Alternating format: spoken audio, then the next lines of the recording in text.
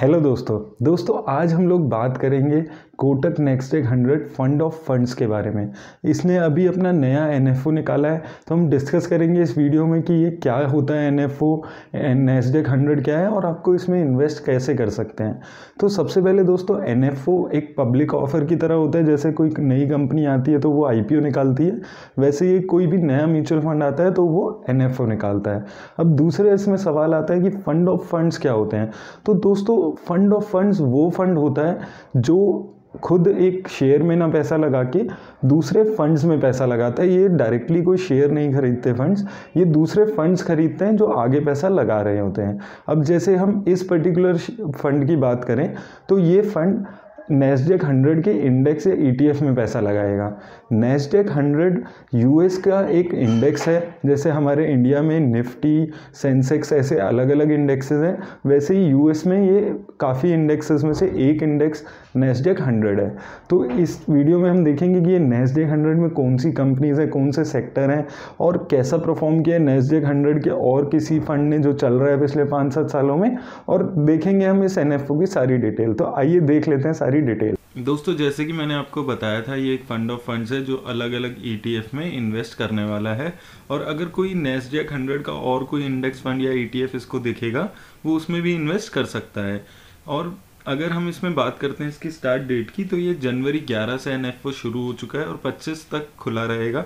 और नॉर्मल ये फंड आगे एसआईपी वगैरह के लिए 9 फरवरी से स्टार्ट होगा। अगर हम इसमें एक्सपेंस रेशियो की बात करते हैं तो अभी के हिसाब से 1% इसकी मैक्सिमम एक्सपेंस रेशियो रहने वाली है। और अगर अब हम इसमें एसआईपी की बात करें तो मिनिमम एसआईपी अमाउंट इसमें 1000 रुपये का रहेगा। वहीं मिनिमम लमसम इन्वेस्टमेंट भी आप 5000 से कर सकते हैं। और अगर अभी आपको एनएफओ में इन्वेस्टमेंट करनी है तो भी आप मिनिमम 5000 रुपये से इन्वेस्टमेंट कर सकते हैं। और अगर हम इसमें रिस्क पे बात करते हैं तो ये वेरी हाई रिस्क कैटेगरी का फंड है। तो अगर आप बहुत ज़्यादा रिस्क लेने वाले इन्वेस्टर हैं तो ही इसमें इन्वेस्ट करें। अब आइए देख लेते हैं एग्जिट लोड।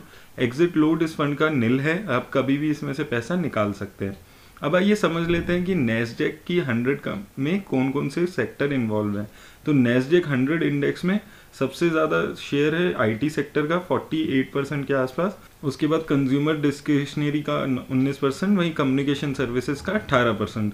और उसके अलावा 3-4 सेक्टर इस फंड में और इंक्लूडेड है। अब आइए देख लेते हैं कि नेस्डेक 100 इंडेक्स में मेजर शेयर किन कंपनीज का है।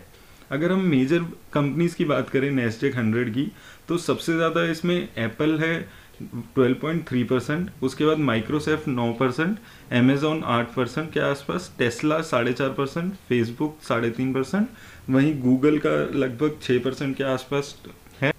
वहीं निविदिया कॉर्प, पेपाल और एडोब भी इसमें 2% के आसपास शेयर अवेलेबल है। तो आप देख सकते हैं ये 10 कंपनीज में 51% के आसपास इसने पैसा लगाया। और ये बहुत ही नामी कंपनीज है, ग्लोबल कंपनीज है काफ़ी। ये सिर्फ यूएस से रिलेटेड नहीं है, ये पूरा ग्लोबली हर कोई इन कंपनीज को जानता है।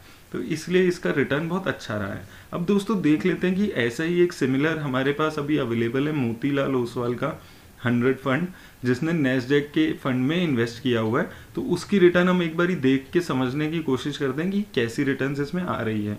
तो दोस्तों, अगर हम बात करते हैं इसमें रिटर्न्स की, तो अगर आपने 10,000 रुपये Motilal Oswal Nasdaq fund of fund के रेगुलर प्लान में लगाए होते तो 1 साल में उसकी वैल्यू 14,000 रुपये हो गई होती।